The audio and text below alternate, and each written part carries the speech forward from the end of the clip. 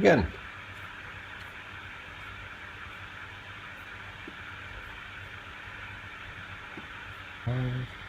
Yes. Okay, we are live indeed. Now let's take this link, share, copy link. Let's put it on Instagram. Done. Share. And let's put it here. And here. And finally, I can share something on the English channel.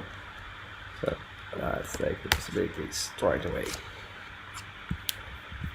Okay, I know you can hear me, you cannot see me yet. You can see me now. So this is the first live in English. And the idea of those live is to introduce other places where people live, since I'm lucky enough that Imagzle spread everywhere. And one of the locations that came out again and again was Iran. So I was so lucky to find someone that can talk about this country, which I know very little of, unfortunately. And here we are. So let me see if I can show. Yeah, that should be working now. So if everything works, you can finally see Farid. Welcome. Yeah, thank you. I'm happy to be here as much as you are, at least. I mean, if not more. Yep. Hello, Bad Spider. Any question is welcome. But meantime, I prepare a few. And I will start with the most probably obvious one. So, what is the weather like? The weather, of course, but the thing is, since it's a very big country, so you have a variety of different climates in different parts. So you have like very cold winters in some areas. You have like very hot summers in some other areas, and Okay. you have different types of climate. Near the sea, you have this like different climate. Then you have a dry kind of climate at other places. It's very difficult to explain because it kind of includes all different types of climate in one place because it's so large, and you can never be like, okay, so the weather in Iran has these like characteristics, because it's very difficult to explain depending on where you live. It can be very different. So it might snow. Mm-hmm. So you can see snow. It might, yeah. Okay. Yeah, of course, yeah, it might. Okay, that's very various. And since today it's Christmas in most of Europe and US, and I guess many other countries. Oh, Merry Christmas to you, by the way. Yeah, Merry Christmas, but I wonder, is it Christmas in Iran? No, it's not, because first of all, I suppose Christmas is a kind of Christian ceremony, maybe. And also because in Iran, we don't use the calendar that you guys use, which is the Gregorian calendar. That's what you call it? Yeah? Correct. So we have this solar calendar, which is kind of different. It is said that it is actually the most accurate calendar in use. I'm not really sure about that, but it's kind of different. It's different. It's easier to use because in your calendar you have just different months with different days, and it's somehow difficult to understand how many days are in each month for someone who has never lived in a country with that calendar. So in our calendar, for the first 6 months you have 31 days, and for the next 5 you have 30 days, and for the last month you have 29 days. It's always like that. But of course, in leap years, the last month would also be 30 days. So it's much easier. Okay, so 1 year is still the same as the Gregorian one. Mm-hmm. It's 365 days. Yeah. That's the same. Okay. When I was in Bali, for example, it is not. Days every 4 years, it's 366. Okay. Bali had a very different one. I think they have a month was 60 days, and so years were completely different. So nothing is standard in the world. Yeah, and actually, the new year starts with the spring, which is the I think you guys call it March equinox, which is the spring equinox, which is actually the time that the year starts in Iran, which is the March equinox, because I think in the southern hemisphere it's called the winter, but it's the Well, spring. think about it's kind of that. complicated. It's autumn actually. October means 8 and Yeah. November means 9. But October Okay. is the 10th month and November is the 11th month. So as you can see, we were used to start in March with the equinox as any other normal country. Because of the Saturnalis, we changed, because what happened is in December is when the southern star is in the lowest point, so it's the beginning of the rising. And at a certain point in time, they decide to start the year there. I don't know when, but the name stayed as the old system, so it kind of makes sense that you still start in March, which was when nature reflourished and days become longer and so on. Yeah. Okay. Yeah. Actually, we start with the spring, and then now is the year 1399, if it matters. So you're 2020, we are 1399. Okay, that is different. So what is the zero? When does it start? Sorry? What is the 0 year? Just let me a moment. Phone. There's a problem with this one to get disconnected. Yeah. As a curiosity, we have 8 people I think I live. can much better now. I'm sorry for the. No, it's fine. It's fine. Okay. So, what is the year 0? When does the calendar start? Well, it's very complicated because there are a lot of things said about that, and we still exactly don't know. But it's actually it's a religious thing, so Surprise. it's kind of related to the religion. But actually, we are using another calendar, which is the calendar that the Arab calendar. I don't know what they call that, but and then they use that, and then they use this one. It's kind of complicated, especially because the thing is, I'm sorry if I'm not answering your questions directly, because I'm gonna explain something. So the thing is, we have some kind of like religious ceremonies, like religious events during the year, and they occur on the other calendar that the Arabs use, and then it's called it works with the moon. It's not a solar calendar; it's a lunar calendar, and so that's a very complicated calendar, and it actually it's not 365 days. So what it means is that, for example, right now we are the 25th. We are at the 25th of December. Okay. Yep. There is one day equivalent to that on our calendar, but in their calendar, the lunar calendar is different every year.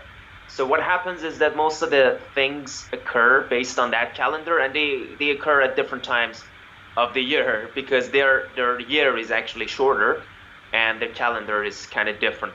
So you kind of also need to know that, because when you live in Iran, because it kind of affects you, and that's how it works. So the only thing that is based on the lunar calendar I can think of, maybe there are more, but in Europe is Easter, because Easter is based on the last. How does that work? I have no idea. It's the first Sunday after the full moon of a certain date, because that's based on the Jewish, and Jewish are based on the lunar. So and that's the I think the only time where we don't know when Easter is gonna be. That problem once writing a software, because it's a nightmare to calculate. But it's the only case. And I guess strawberries are based on the moon. So actually, if you want to know when you can buy strawberries for cheaper, it's when it's full moon, because they grow faster. Oh, really? Yeah. How do you know that? Because during the lockdown, it was a bit different for me, the way I bought was used to buy grocery, and I was going to a local store, and I was very surprised that I have those amazing strawberries some days, not others. And one day I asked, and he was like, "Yeah, because it was full moon. That's why there's so many today." Mm, So that interesting. there are things that are connected to the moon, and of course, when you go sailing in the ocean, you start studying the tide, and the tide is completely connected to the moon. So in that case, use the lunar calendar a lot. Um, to give you an idea, the excursion of the tide in England can be 10, 12 meters, which means some areas can be reached or not. Hello, Ezra. I'm happy you joined as well. Ezra live in Israel, so probably one day Yeah. we will Hello. talk about that too. She's one of the admin in the English chat, so super happy she joined as well. Okay, so another thing I got contacted a lot, and that happened a lot with Iran and with Cuba, is players ask me like, I cannot buy anything on your app. I cannot buy hints or worlds, and how can I do that? So I guess I've been through these a few times directly, but why can't you buy anything on Google Play? You can't buy anything on Google Play for the same reason that you cannot buy anything on Amazon or any other like website that is selling you stuff Okay. internationally, because because actually, there are different reasons, but the main reason is the sanctions.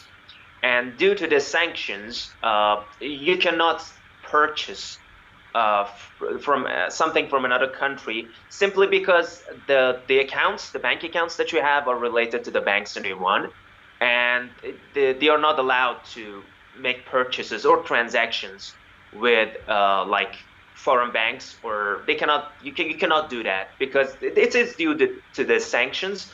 But it's been like this for a long time, even before the recent sanctions. But that's something you just live with, because as long as anyone can remember, it has been like that. So you never really feel the need to do that.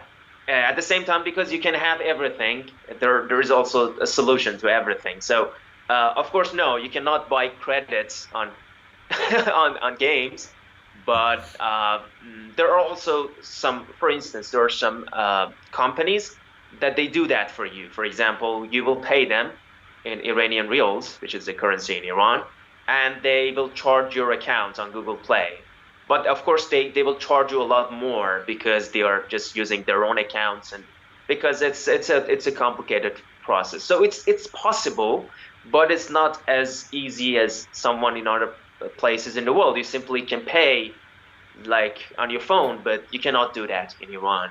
So, and it's you never for me personally, I never feel like it is causing any problems for me, because you can get everything at the same time, because there are actually, these are not limitations, for the reason that there is no copyright in Iran. You can get everything for free, and if you like, I can talk about that too.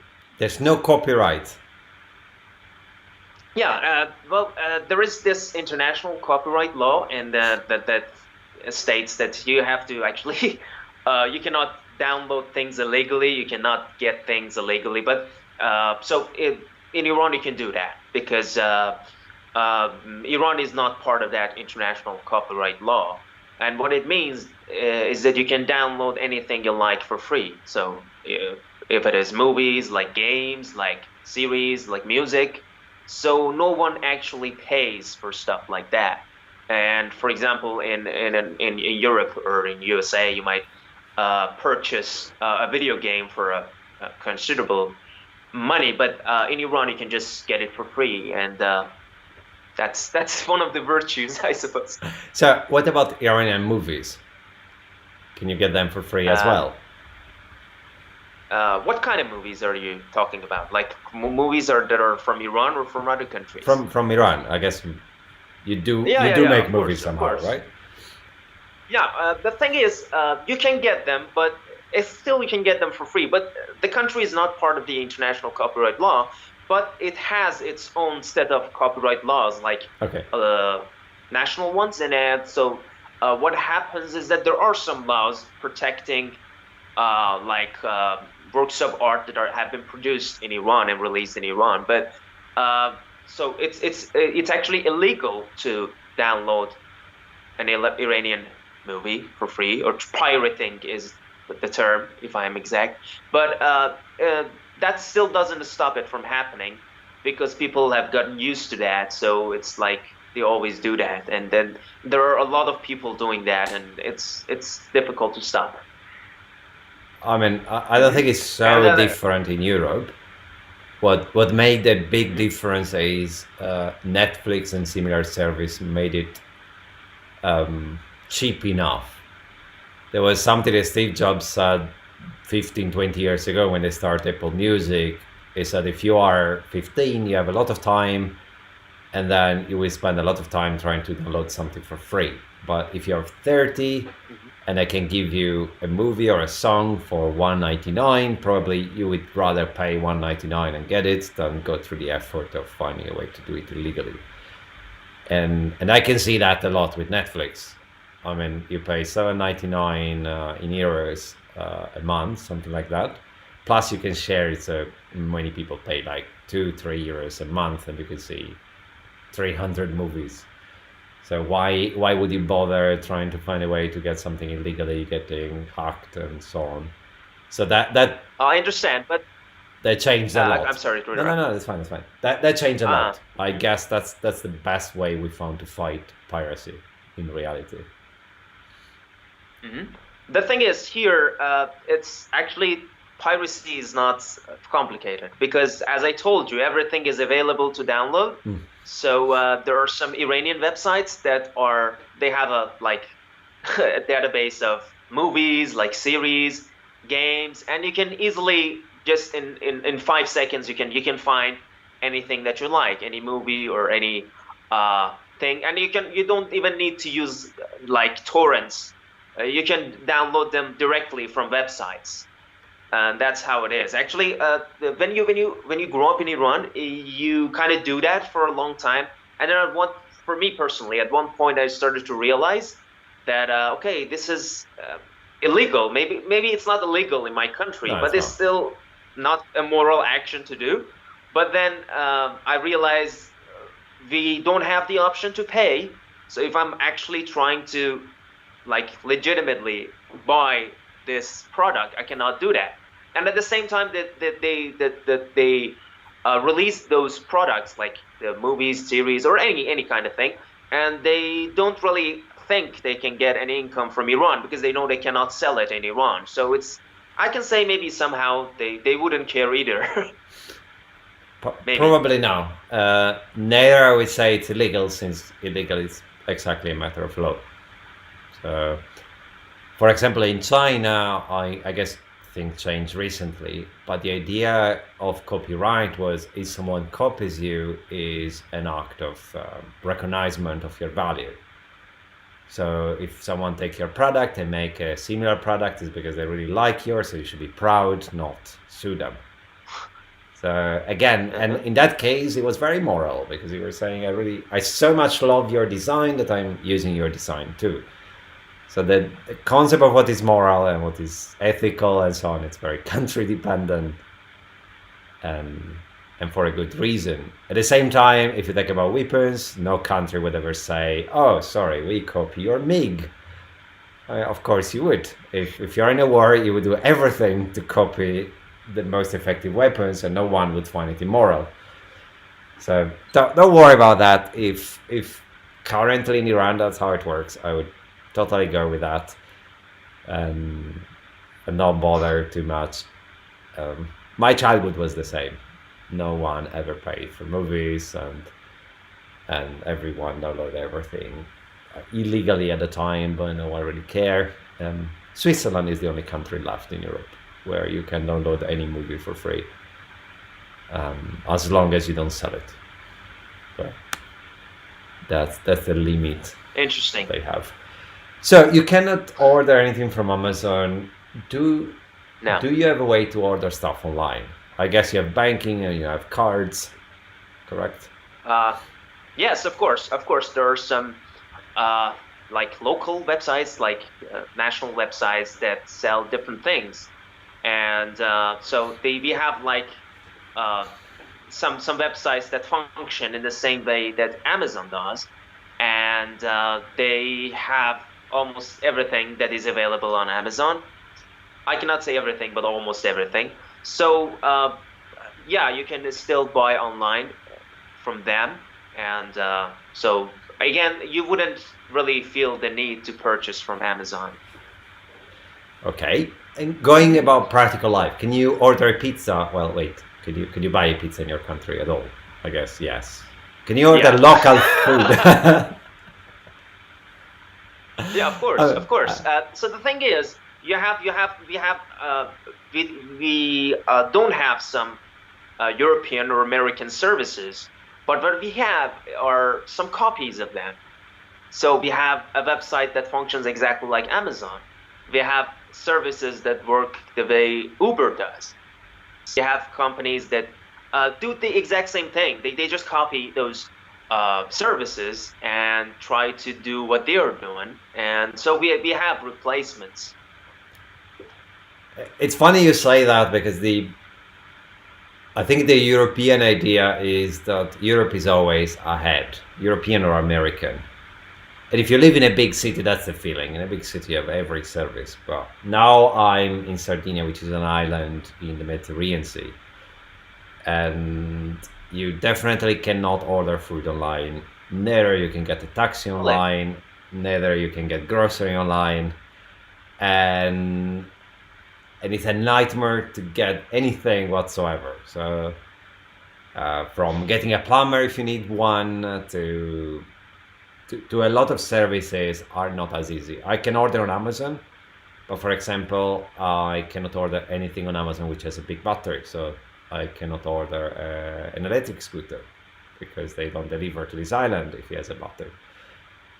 So the service of Europe, it's very true for big cities, and it's a lot less true for remote places or small places or and so on. So I ask you everything because I've seen how different can be even within the same country, the level of service. You gave me some examples like you cannot even order groceries, but we can easily do that. So you can just order and yeah, almost everything like food, like groceries, or even as you said, a plumber or for services you can do that. You can even ask for a doctor. You can do everything. For a doctor in your house. Yeah, you can do that. And there are some online services that they also give you some online consultation or some online services as well.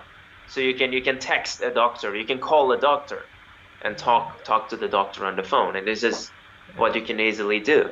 Okay, that's above my expectation. So how expensive is healthcare in general?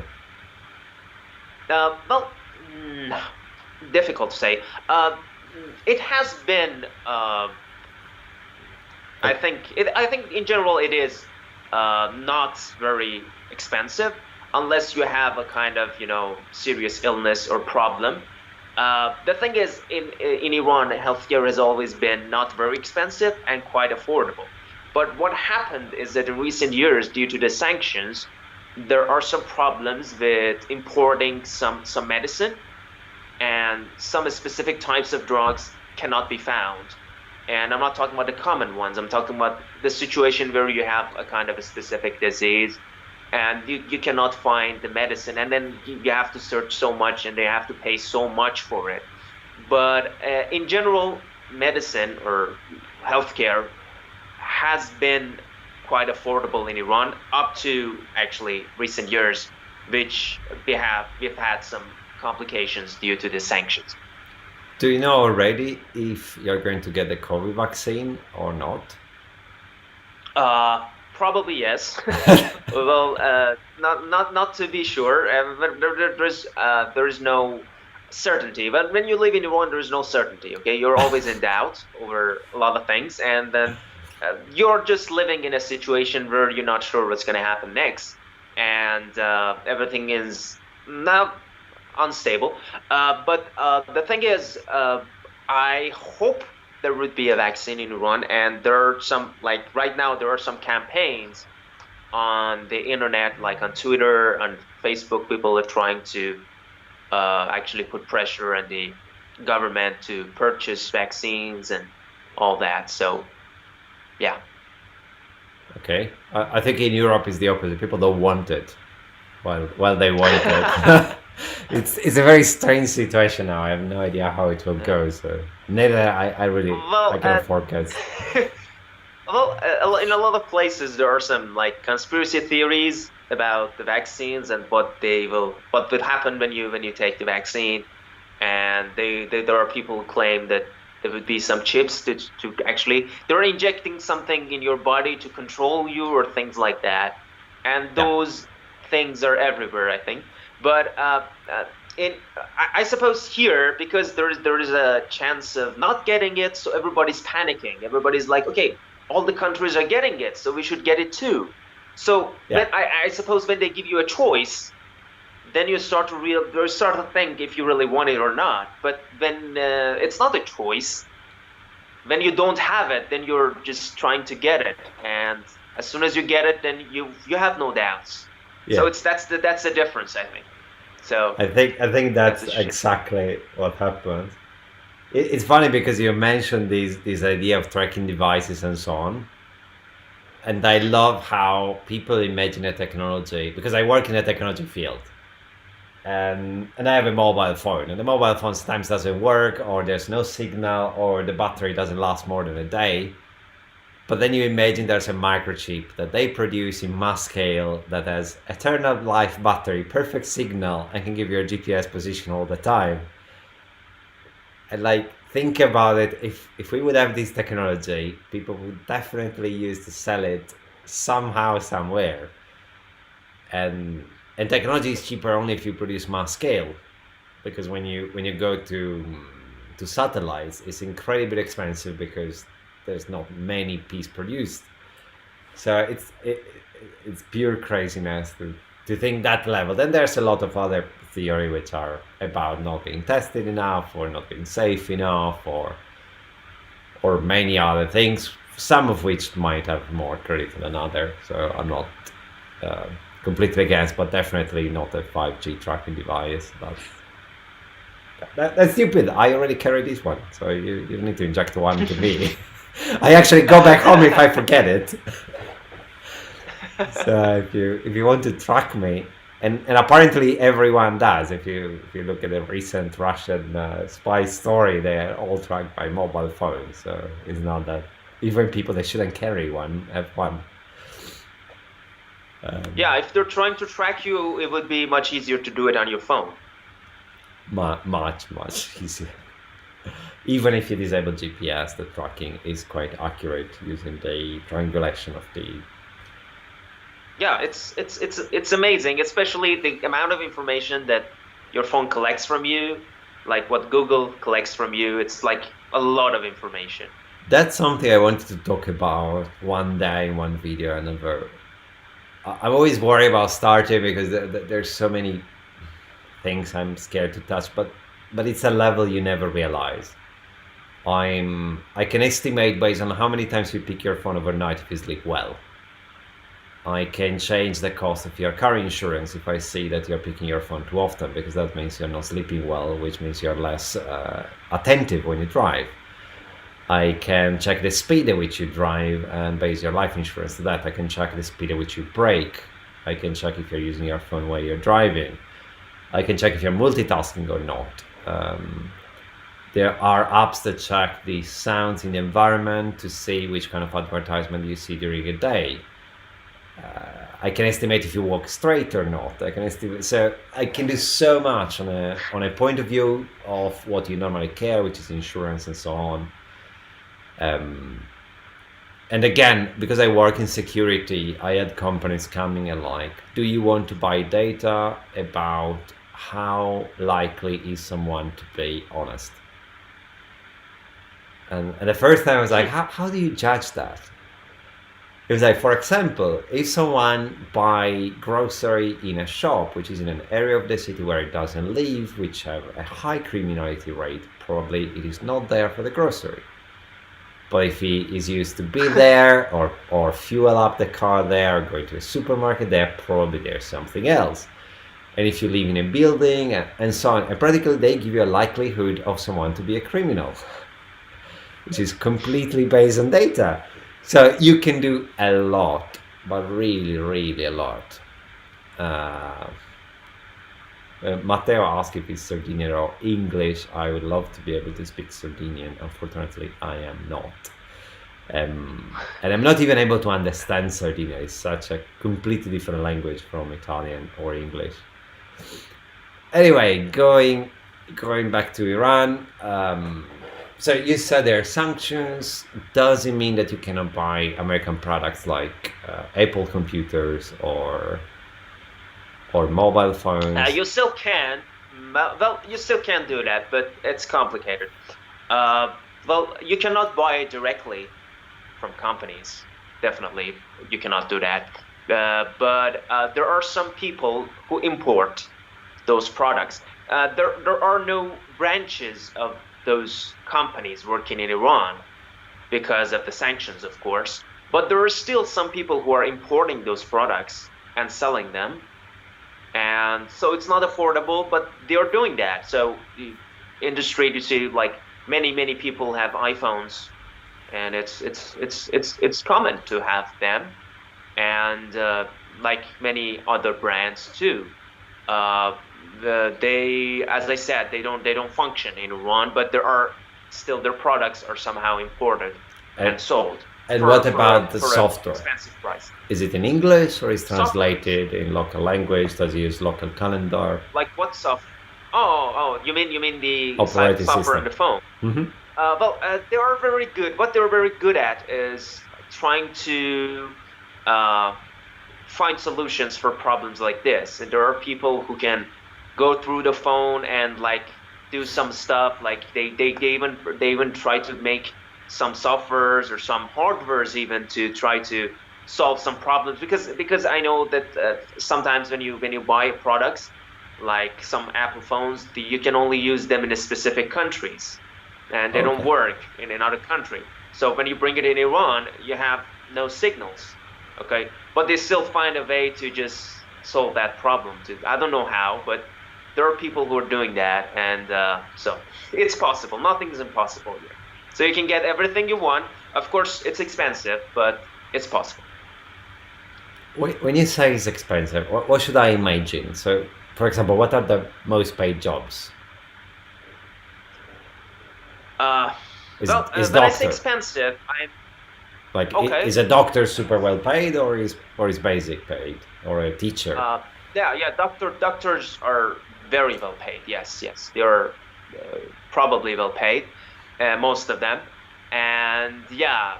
But teachers, no, teachers are not paid that much. Well, I actually worked as a teacher for years, and if you're working as a governmental teacher, not at all.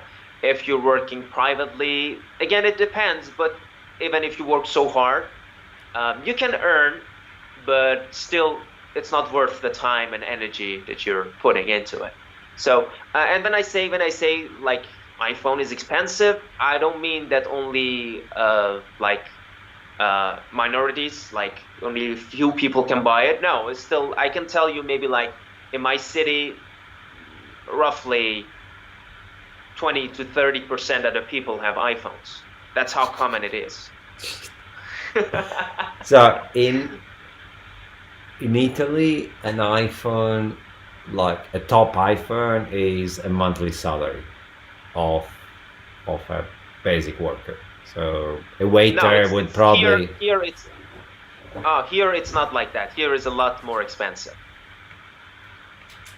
I disappeared because I realized that I didn't plug my phone and battery was not going to last enough. Okay. So no, I would say it really depends. Like the south of Italy has salary which is 30% of the north of Italy. So for them it will be crazy expensive. So how do people afford iPhones? Is because it's a status symbol and so they want it anyway?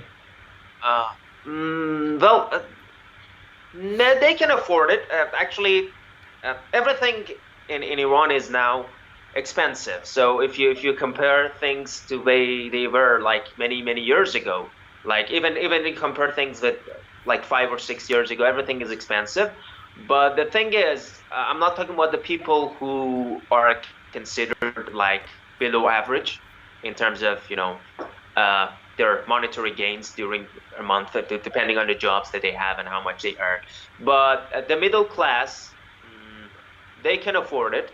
They can afford it. But for me personally, it's not a good idea to have an iPhone because I have to pay a lot more, and then for like half of that money, I can get a pretty good Android phone. So I'm not really that much interested. But some people are crazy about brands and iPhone. They're like, okay, I should have an iPhone, and they don't care, and they actually pay for it. But for me, it's illogical because you're spending a lot of money, and you can get better things like more reasonable phones, So reasonably priced.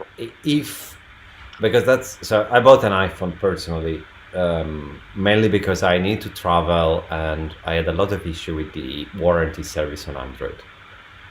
And so I never had an iPhone up to a year and a half ago. And when I decided to travel, I my phone broke just before I started traveling. And I said, well, I will get an iPhone, so anywhere I am in the world, I know I can get assistance. That was the main reason. And I realized when I was traveling in a poor country like in Komodo, some part of Indonesia, I was worried. So I thought, Jesus, if someone is seeing me walking with $1,000 device, or maybe more in dollars, maybe they will just stop me to get it. How it is in Iran? Would you feel safe having an iPhone in your hand walking on the street? Yeah, of course. Well, of course, it depends on the area. Just I think you can compare it to Italy. Well, it depends on the city. It depends on the area. It depends where that place is. So I can talk about my city, which is quite a safe city. How big it is? And no, you wouldn't.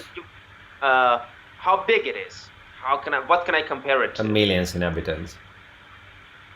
Uh, well, it's not a big city. It's a small city compared to it's like when I compare it to the capital, which is Tehran, which is one of the biggest cities in the world. So it's not a big city, but it's quite populated.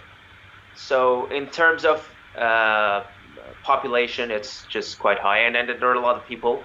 So, but it is a safe city. Well, the main parts of the city, of course, wherever you are, if you go to the suburbs, it can get dangerous. But I would say, yeah, you wouldn't think about that if you have that phone in your hand. You wouldn't worry about being robbed or something like that, unless you're in a not a good neighborhood and you're like it's 3 a.m. and no one's in the street. Then maybe you would worry if someone's passing by, and then you would be worried, of These course. But during the day, I wouldn't say that. No. So this concept of safety, it's something that has always been hard for me to judge when I talk to people from other places. Um, for example, I live in a place in Italy which I personally would consider safe, but my brother, a car stopped by and the guy went off the car and punched him in the face, knocking him down, which is something I would consider unsafe in general.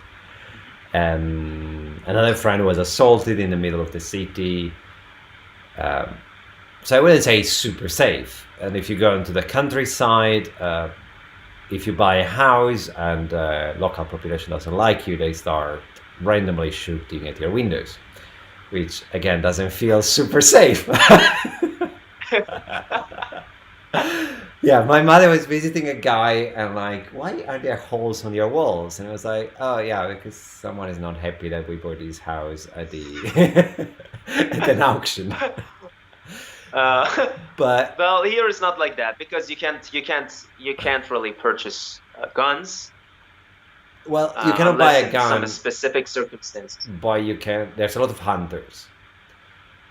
Hmm. What I learned in countries, the quickest way to say how easy it is to buy a hunting gun is to look at the street signals.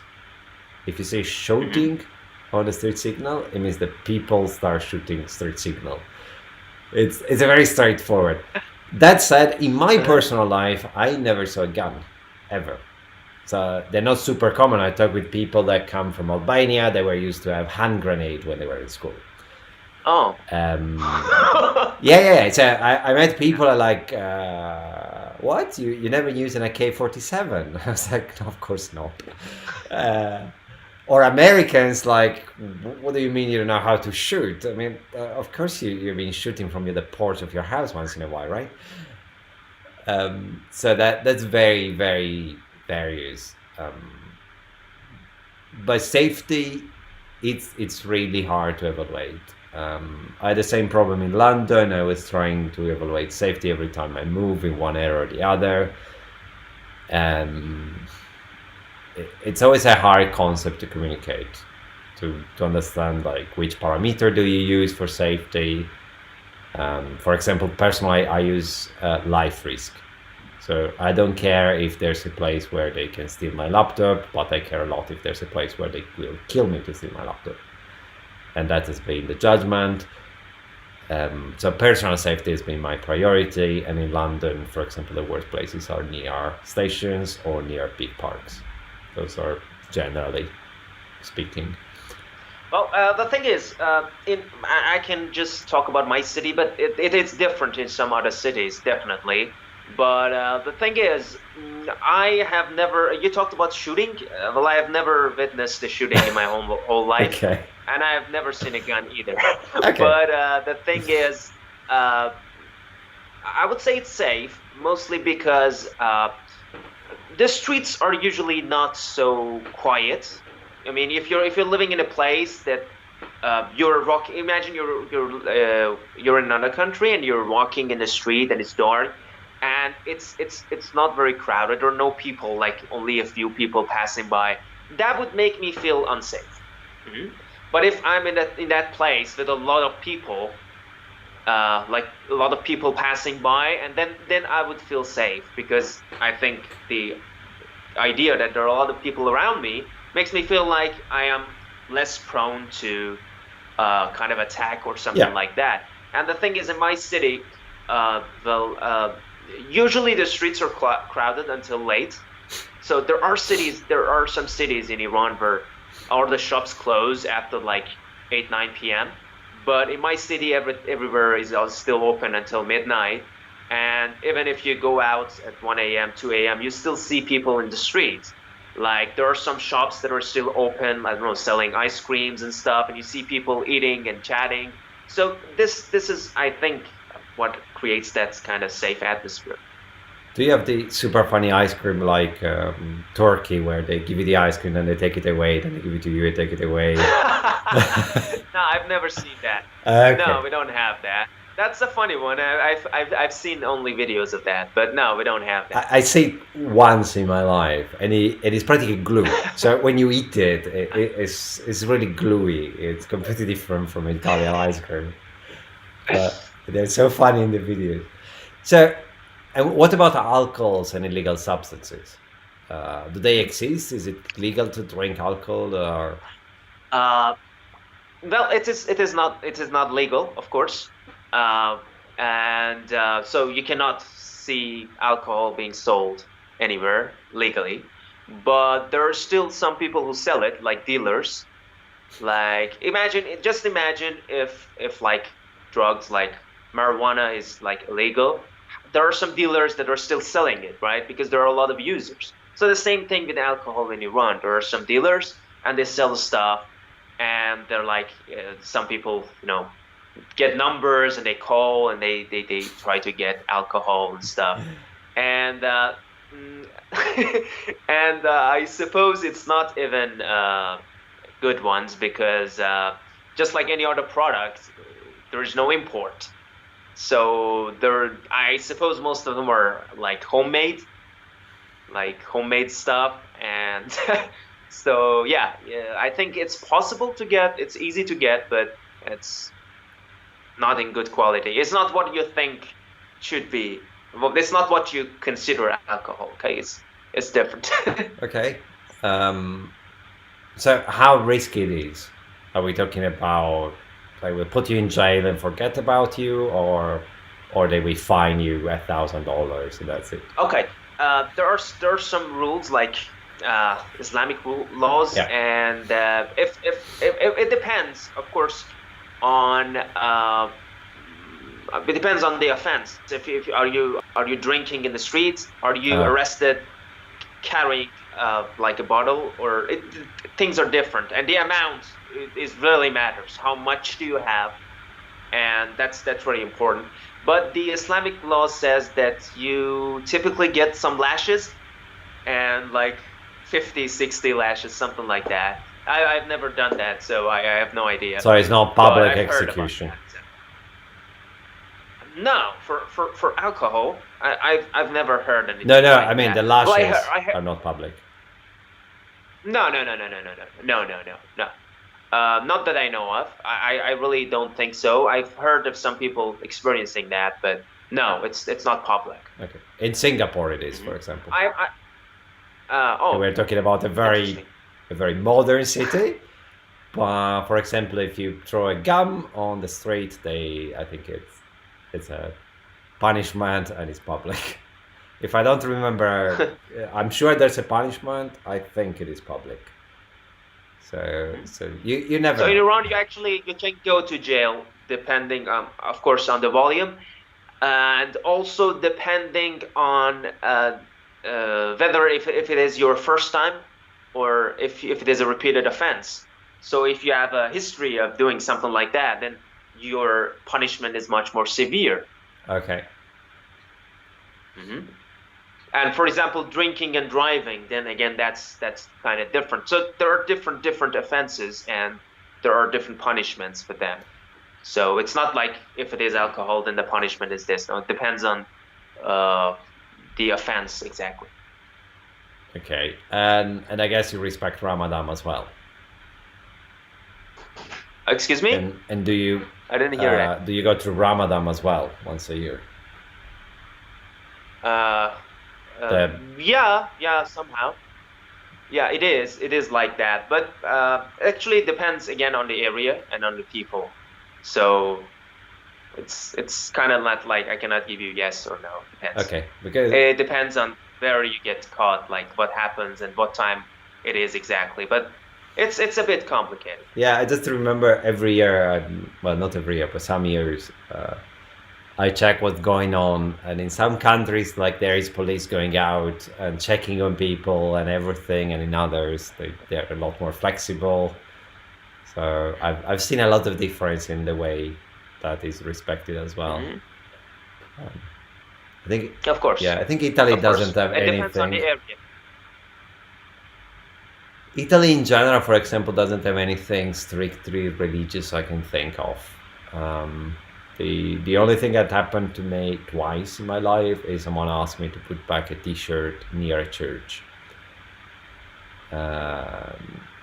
which I agree with. I don't know if it should be the police coming to me, or it's better if the church is its own police system instead, so I don't pay for someone to remind people to get dressed. But yeah, that's the only interference directly I can remember. And of course, politically, there's a lot of interference in Italy, but that's a longer conversation. So going back to teachers, how is the education system? How many years do you go to school? When do you start going to school? You have it has changed recently, actually. When I went to school, there were like 3 levels, and then you had like 5 grades, then 3 grades, then again another 3 grades. So it's like about 11 years. But now it's like they have 6 years primary school and 6 years high school. That's the current system, and so it's like 12 years. And depending on the subject that you study in high school, you can get like one or 1 year more or less, depending on what you're studying and what kind of school you're studying in. Okay. But yeah, it's around 12 years. Okay, and then you have university, if you want. Yeah, yeah. Of course, you have choices of university. There is this. There is a exam, like a national exam, which is a university entrance exam actually, and it's a huge one. And so everybody, all the students in the high school, they were worried about that, and they were studying for that during the years of high school, and then they go to that. When they finish the high school, they have to participate in that university entrance exam, which is a national one, and then if they get accepted, they can go to like governmental schools, which are free, and usually they have better quality education in those universities. There are some other universities, but they are private, but they usually don't have a lot of facilities, and they don't have very good teachers. So everybody's trying to get into the governmental universities. Oh wow, that's And I different. remember in the past, like I mean, I remember in the past, like if I'm talking about 10 years ago, or maybe even more, like 15 years ago, not everybody could get into university. I mean, there were limited spaces available, limited seats available. So there was a high chance that you would not get good results in the exam, and you have no way of getting into the university. But nowadays there are a lot of private universities, and that just by participating in the entrance exam, you can just register in a university and start studying, because they have a lot of seats available. But again, governmentals are still quite competitive. okay. And do you know if those degrees are recognized outside? So if you become a doctor, is it recognized Mm-hmm. in other countries or not? Uh, it is very complicated, because I know some doctors. Well, actually, what I do is that it's just is related to people's jobs. Actually, as you know, I'm an English teacher, and what I do is that I prepare people for the IELTS test, which is the Yeah. test that is, uh, which is an internationally recognized test for English language. It's an English proficiency test, and I've seen a lot of people. I've had a lot of students from different occupations, and they're trying to just find jobs in other countries or continue their education in other countries.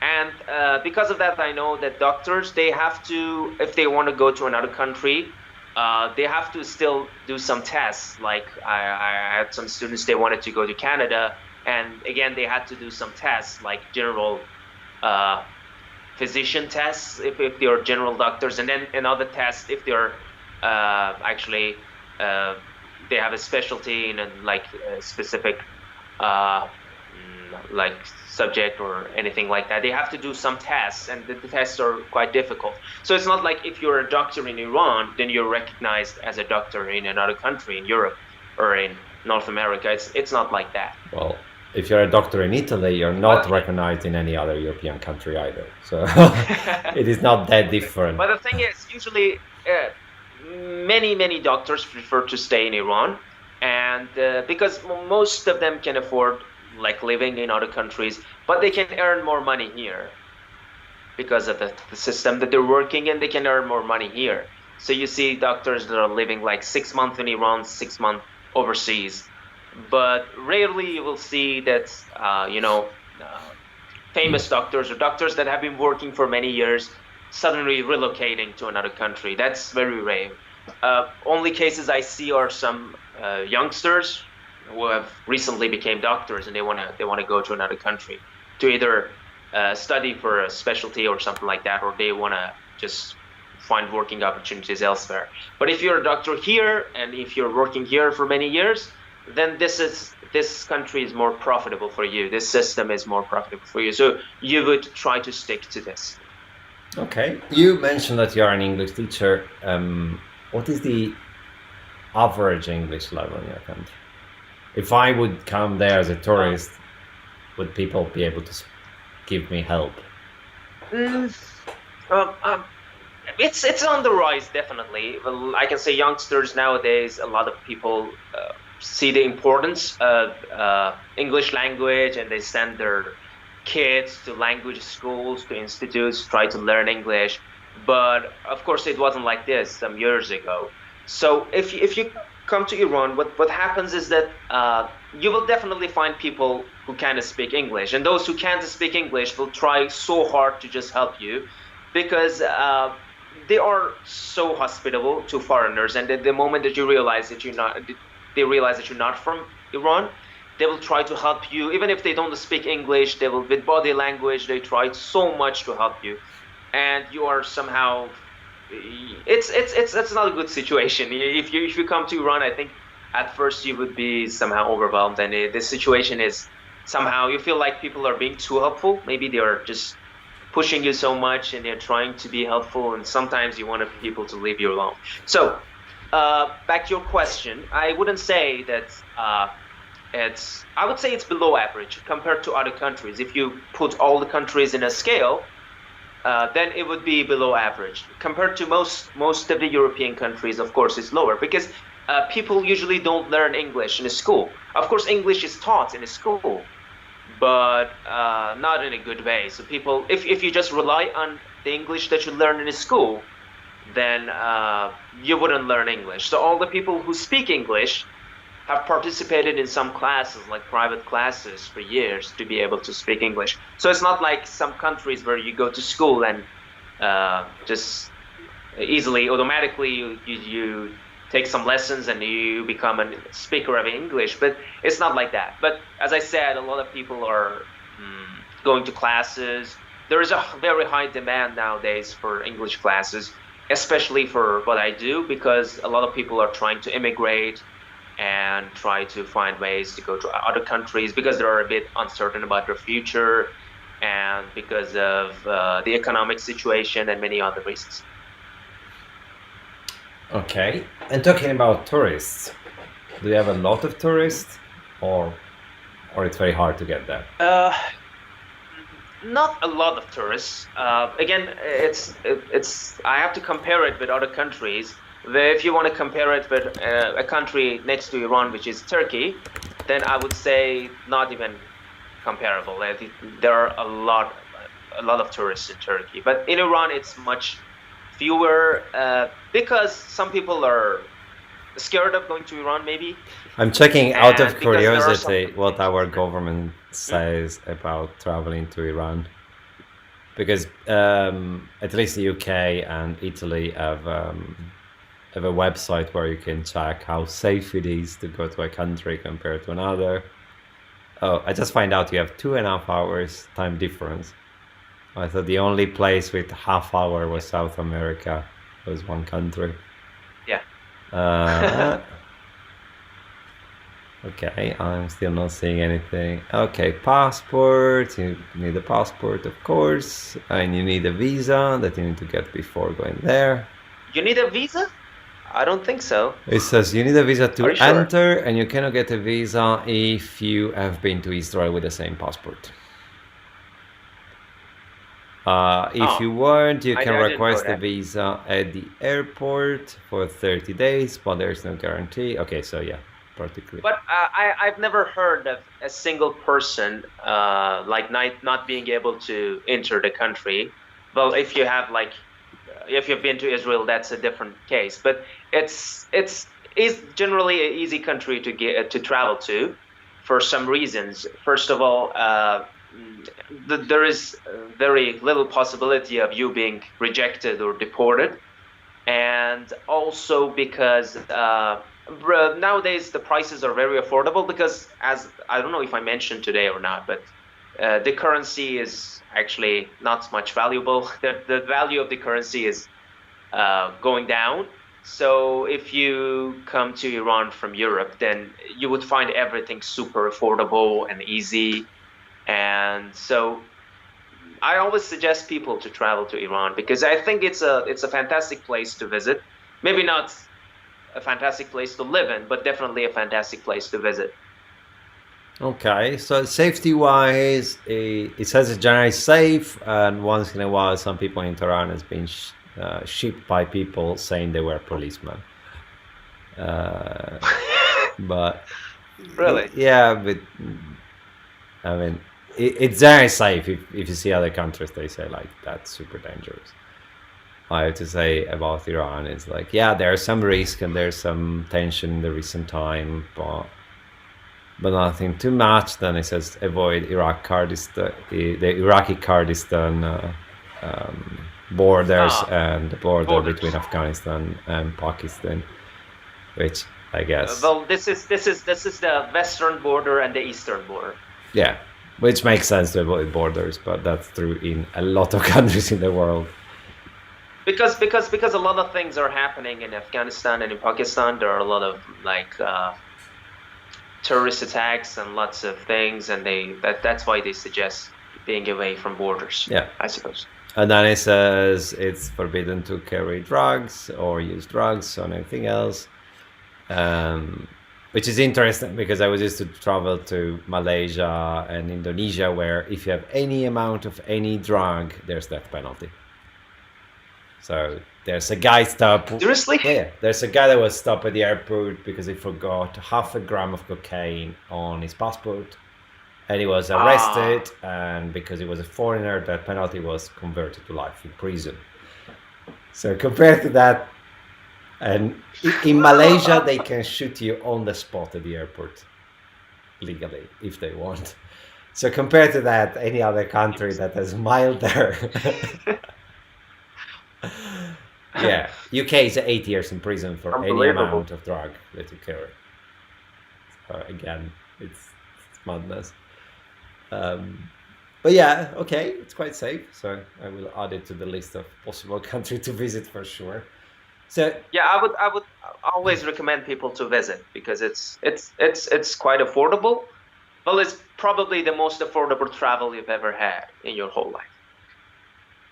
that's true. What about like how clean are hotels?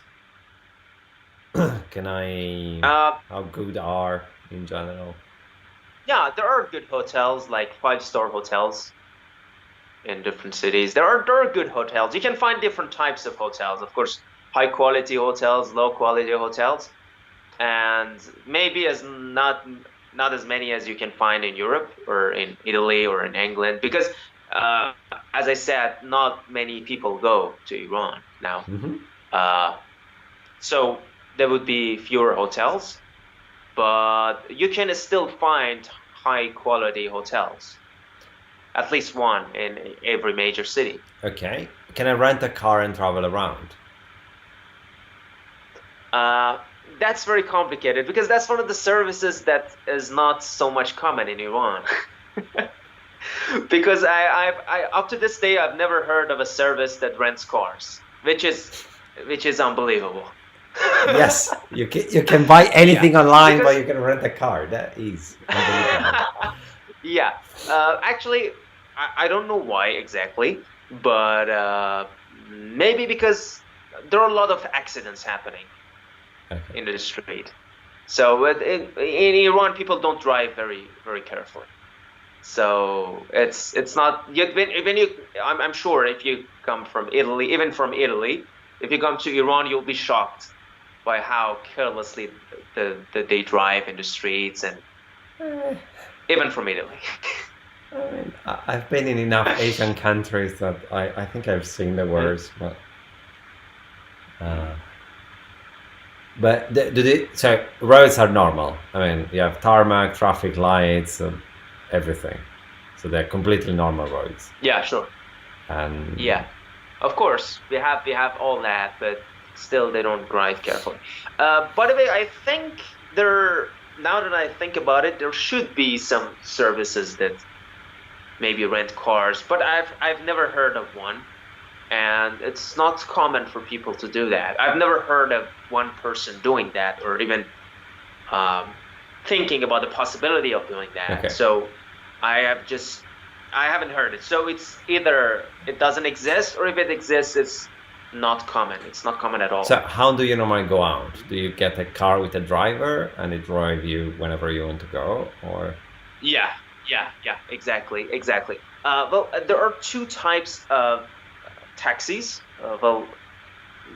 One type of taxi is that when you're at home or you're anywhere, you just call, and they come pick you up and take you to whatever destination that you have. There is another type of taxis that works.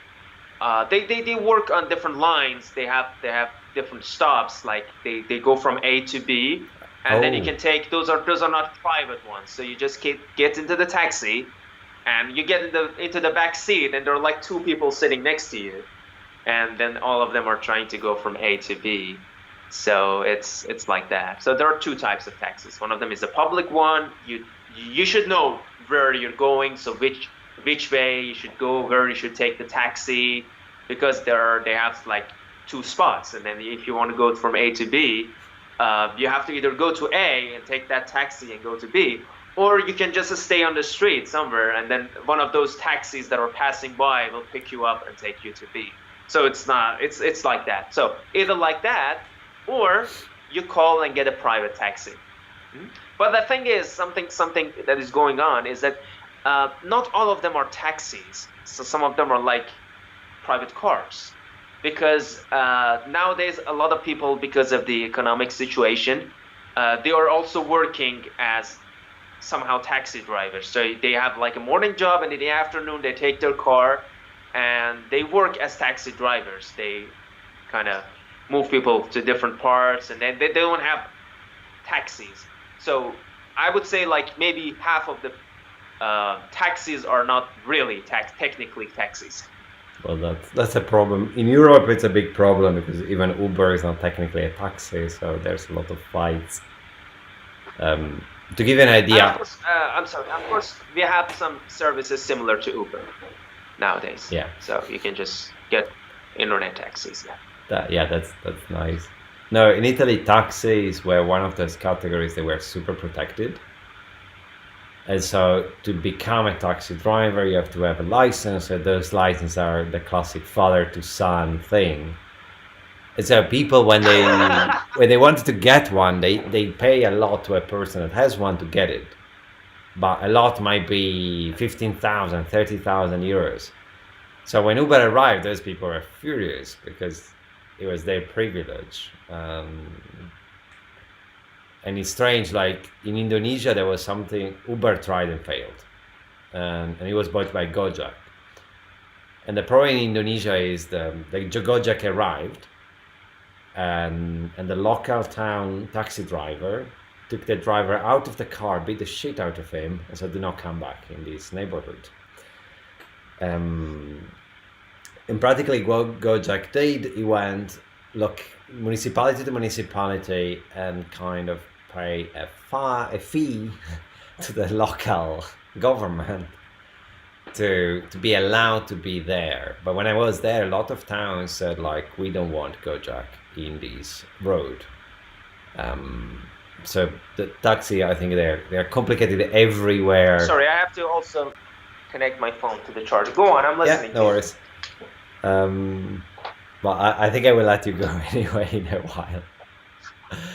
But taxi has been a super complicated topic anywhere I've been, and every time you have to learn how they work, how to call them. So on that point of view, Uber has been a blessing. And Gojek has been smarter than Uber because you can order anything. So if you want to order food, you get a Gojek. If you want to order a laptop from a store, because there's no Amazon there, then you can just ask a Gojek to go and pick it up for you. So they do everything and a lot more than what Uber does for now. Even if Uber, depending on the city, does a lot of services. But yeah, internet taxi for me has been a life-changing thing. I never used a taxi in Italy. It's impossible to figure out how to use them. But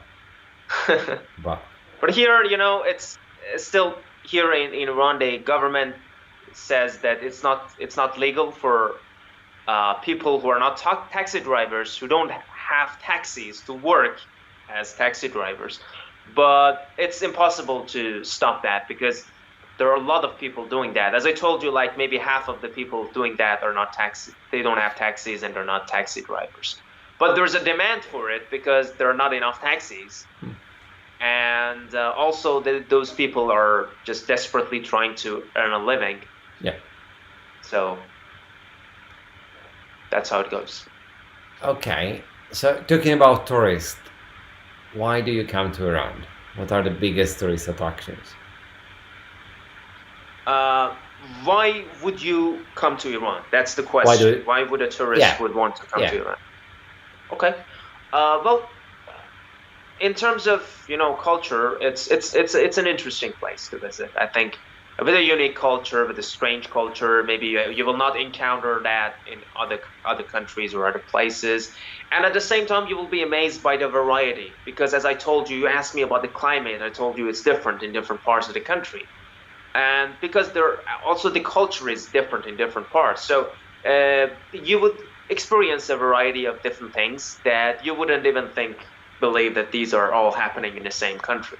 You ask me if Iran is safe. It is safe, very safe in some place, and maybe not so safe in another place. There are many different traditions in some places among some people from specific ethnic groups. And also, of course, there's the history and lots of historical sites, historical places to visit, and I think amazing places to visit. That's why I said it's an amazing place to visit, because it's affordable, and you will get an experience that you will not get in any other place. I mean, this is Iran. It's different. Like, it has an identity, and I'm sure you cannot experience anything similar to that in another country. Okay. What is the COVID situation now? Can you travel around, or you're in Uh, lockdown, or most Europe? there are restrictions. There are restrictions between cities. You cannot leave your city. Okay. So you have to stay in your own city.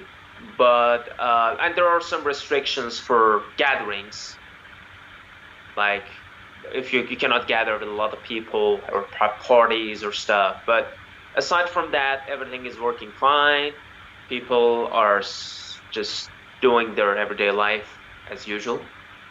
Okay. Where people used to hug a But lot. that doesn't mean, but that doesn't mean that the COVID situation is under control, because it's not. The numbers are really rising. No, I don't So think. there are not really. I mean, there's no country where you can say it's under control in the world.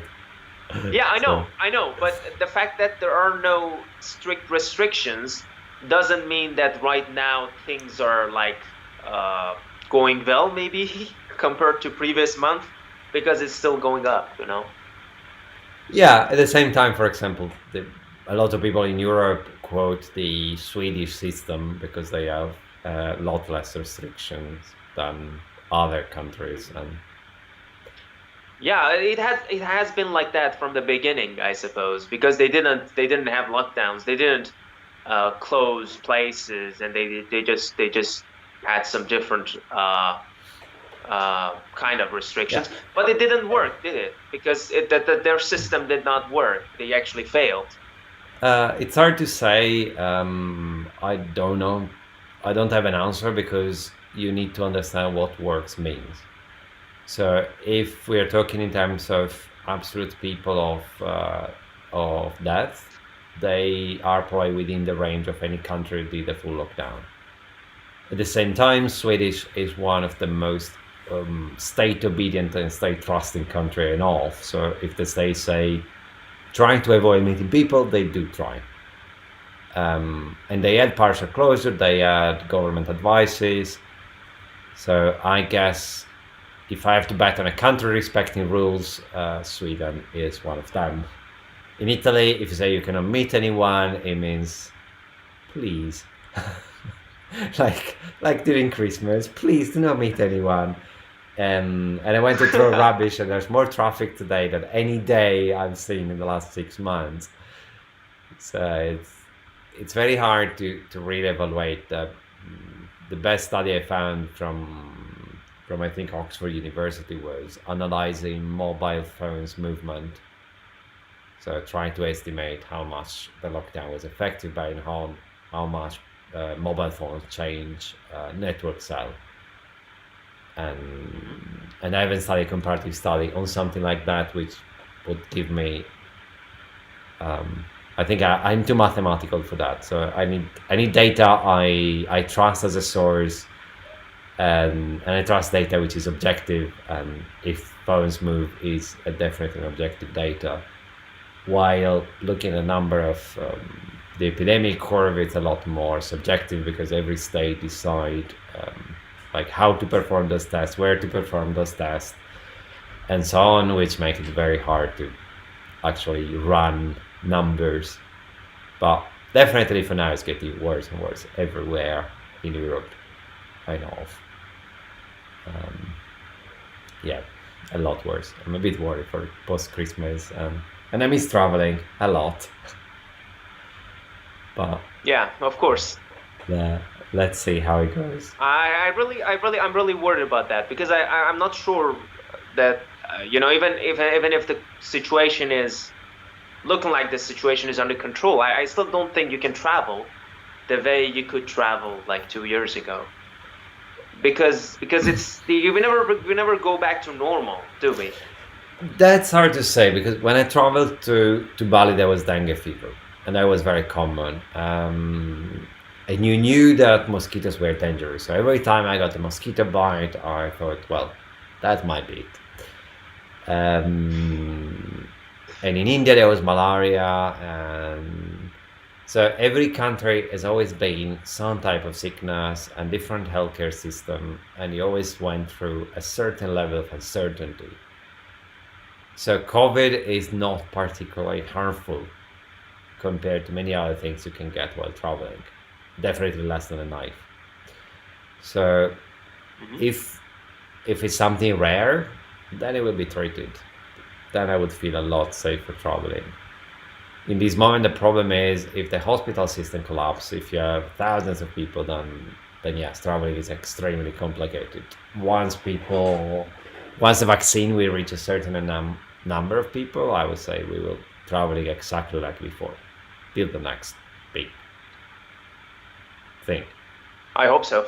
I mean, COVID is not the first; it will not be the last problem of humanity as a global virus. Then the hope is we will get better, and I think we got better. The response is still within a year time. If you take the Black Death, it was probably 30 years, 50 years, I don't remember, but compared to that, we are great. I mean, we can go back worrying about cancer and other things that. But the people are not comparing them because they haven't experienced those, and they're just comparing that to the life that they had like a year ago or 2 years ago, and they were like, okay, everything was under control. Yeah. So you can easily compare statistics and say like that was much worse, but that doesn't really work. I mean, the people would not say it and logically think, okay, it could be worse. They just think about the things that they miss and how their life was before, because even if you know about all those things, you still never think it would happen to you. You never think that in the modern time there would be a kind of disease that would cause a problem like this. Even I think to doctors or people who are working on that field, this was still unpredictable. I don't have a final answer, but if I compare to the speed of adaptation of human beings, for example, I work with super recognizers, so people that can recognize if someone is in a crowd very quickly or if someone is the same person as a passport photo. So they're used by police to identify people. And one of the studies we were doing is, for example, are Asians better to recognize Asians and Latinos to recognize Latinos and so on, or it doesn't matter, super recognize is always good. And of course, Asians were better to recognize Asians, but their skill set started degrading after a month, and after 2-3 months, they were even with anyone from the country where they were living. So human beings are incredibly fast at readapting to a new condition and so on. So I expect in a year time, after the epidemic will be gone, people will be used to it, and then they will just readapt, and we will forget. We will completely forget about this, and then it will be in the back of your mind, but doesn't really matter. With the exception of people that went through very bad time because of the lockdown, And I met a few that went really into severe depression and so on. That will be a scar that probably will last a lot longer.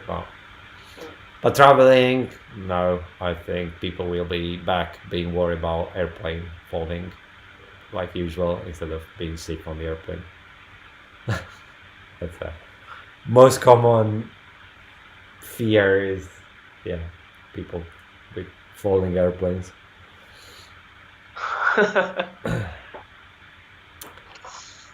Okay, before we finish, I was curious.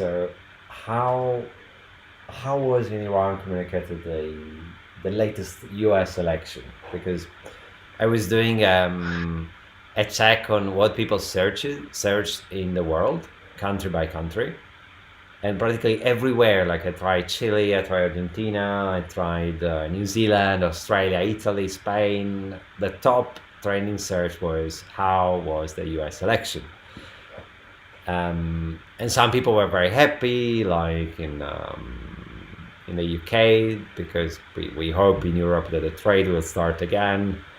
So how was in Iran? Did you generally hope for one to win over the other? Were you following the election closely, or? Yeah, everybody was following the election. But before I can talk about that, I have to talk about what happened 4 years ago. Okay. So, actually, what happened was that, well, before Trump was president, Iran actually had a nuclear deal with the powers of the world, like which is called like six powers of the world, which is called 5+1. So with USA, with England, with Germany, China, Russia, and France. And so they agreed on a nuclear deal because Iran's nuclear program has been an area of it has been an issue for the Western countries, but they had a deal and they made agreements, and that helped both ways. They helped the Western countries to have Iran's program under control and under surveillance, and it also helped Iran to avoid sanctions and political issues.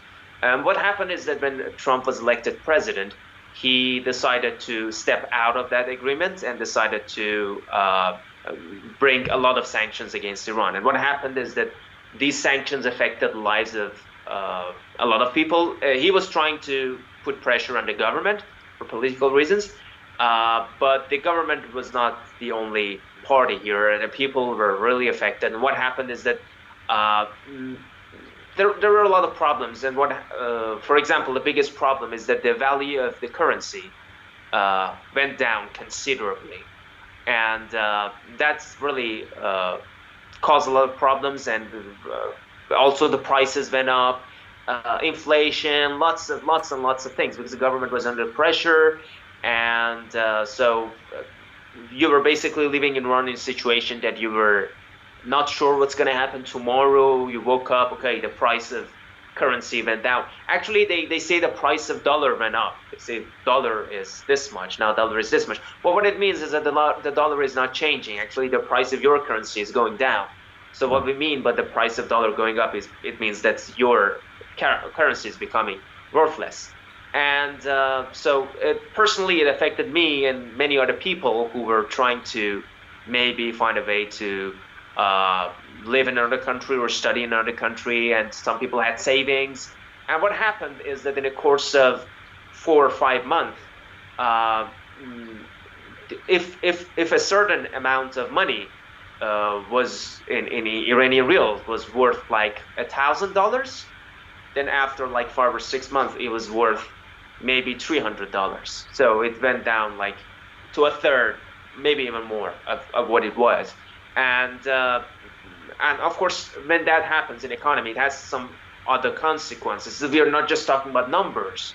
And you're like, okay, so if you're living in Iran and you're not making transactions with dollars, how does that affect you? It really does, because a lot of products are imported, a lot of goods, not just goods, like products like food and lots of things a lot of things. So there are many different things that are important. And what happens is that uh, the cost of everything will go up because it will be more expensive to make everything, to prepare everything. So that's what happened actually over the course of some month, and so there was an ongoing crisis. And after these 4 years, people. Now I'm getting to your question finally. Um, it was a situation where some people were backing Biden to win because they wanted this situation to end as fast as possible, and there were also some people who were supporting Trump because they wanted this situation to continue and the pressure to be on the government. But there were like polarized views. But I wouldn't say that like the whole country, all the people, or the majority of the people wanted this side to win or that side. But again, it was a very important matter, and everybody was following that. It wasn't on the news, maybe not much on the TV, but it was all over the internet. So it was on social media. Everybody was following it every single moment, what's happening. And so yeah, people were all following that because it really affects their life. And I was thinking the other day that maybe if you're an American and, for example, Biden is elected president or Trump is elected president, of course there is a big difference to you, and it might change your life. But I think if you're living in Iran, it changes your life in a much larger scale. And that's really funny because you're not even living in that country, but the consequences are just unimaginable. It's a much different situation. And so yeah, everybody was following the election. And yeah, I think I'm not sure if I could answer your question quite well, No, but I you, tried you my you best. did. I'm always surprised that there's no other country in the world where the election are followed so much as America. Maybe one day Russia will have a real election and people will follow it, or China will have real election and people will follow it. But for now, I'm always impressed how much everyone follow US and very little other country. Like unless something happens, like with Bolsonaro in Brazil or Macron in France, but generally we don't care about any country except America. For whatever. Yeah, I hope it will change one day and will not be all American subsidiaries. Uh, but anyway, I think I took enough of your time. Unless there's something Now, I forgot that was interesting. uh, But I think 1 hour and a uh, half it's a good time. yeah, of course, I could talk about this for hours or talk about anything with you. I had a good time. It's not like you're taking my time because I'm enjoying this. Yeah, me too. Me too. And actually, we had a lot of people picking in and out, and more than in my first live, which I'm very happy of. So that is great. Yeah, start being late. I will go and see my mom today, which I haven't met her yet, uh, Ah, because I had the new levels release and then the live. I was at my father. It's not that I'm not meeting anyone. My brother came back for Christmas, so I had to see them. But okay, thanks a lot. Thanks for thanks to you. joining me today. Maybe we'll do another live if a lot of question pops out after. Um, Why not? and have a great evening. I guess it's quite late for you, later than for me. Yeah, So have a good of night. course it is. You too. Talk Have a good soon. night. Bye.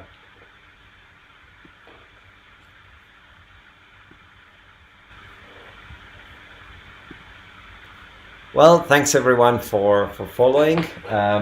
If you have any additional question, for it is super nice. We talked before, as you might have imagined, and I will happily bring him back if there are a lot of things I forget asking. So thanks a lot for following me. I hope you like this live or you enjoyed as much as me. Have a great day.